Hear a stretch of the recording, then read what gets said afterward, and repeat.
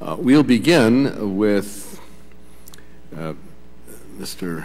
Rainville, introduced by our distinguished colleague from the state of Vermont. You're going to hear from Brian Rainville. Lives on a family farm, 3 generations, that's right on the Canadian border, and he's going to tell you how a project is impacting his farm. But the primary goals of the American Recovery and Reinvestment Act are to create quality jobs for Americans and revive our economy. But equally important, we want that money to invest in recovery that has lasting benefit without doing damage along the way. Not every project falls into that category, and I think this committee is demonstrating that it's open to listening and learning when a recovery project may have some questionable impact. So I want to thank you and the committee on both sides of the aisle for inviting a Vermonter here, Brian Rainville, to share his story of how this project will impact his family farm, and our community. Thank you very much, Mr. Chairman. It's a pretty amazing opportunity today for a child and grandchild and great-grandchild of dairy farmers to be here. I live at Morse's Line, which has 3 houses and 1 border port. And we've run into a little problem. Instead of looking at need, we have an agency focusing on want. What they want to do is spend money. What they need to do is leave us alone. In 1983, they identified the port at Morse's Line for closure.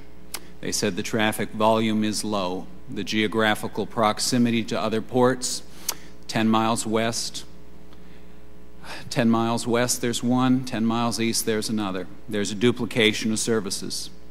Somehow Morse's Line became a critical port facility in lieu of the stimulus bill. We're a little confused. We have a traffic rate of 2.5 cars an hour. It's closed for 8 hours of every day.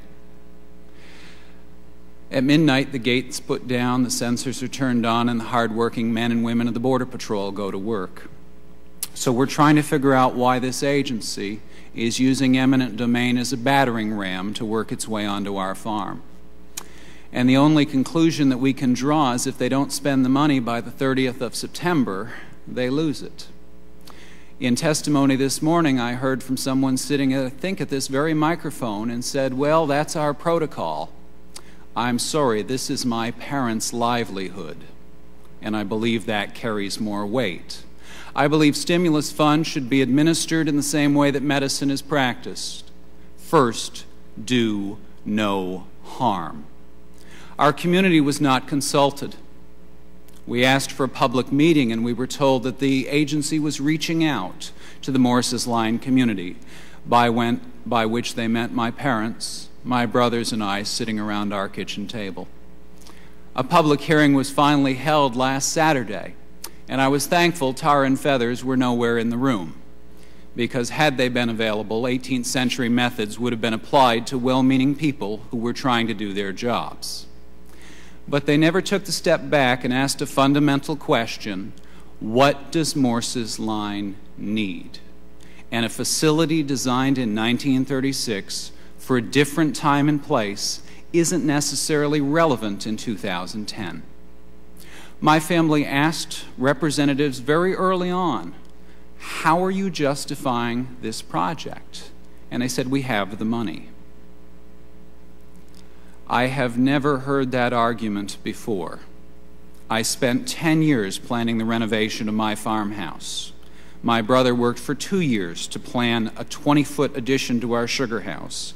We had a group of people who came in and told us they were going to do a 12-month feasibility study, and we found out 4 months later that they had designed and were putting to bid a $15.4 million facility. Again, the gap is there. What do they need versus what do they want? My family said clearly, this is vital cropland. Their environmental assessment said this is a vacant lot. Rather than weigh the loss against our farm, they compared all our acreage to all the acreage in Franklin County. They talk in the environmental report about the most affected businesses. They talk about the dollar store and Stairs Unlimited. Those aren't even in our community. At Saturday's public meeting, a young woman stood up and said, "I don't understand your report because you drew a conclusion and then you twisted your data to get there."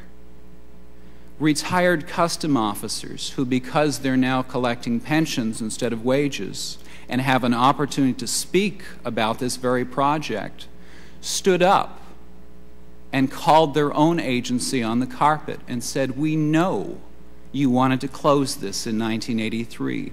We know your moratorium report from last fall identifies precisely this type of port for closure." But the project moves on, so much so that a mere 12 days or so remain to a 60-day period in which Customs and Border Protection told my family that if we didn't sell our property voluntarily, they would take it.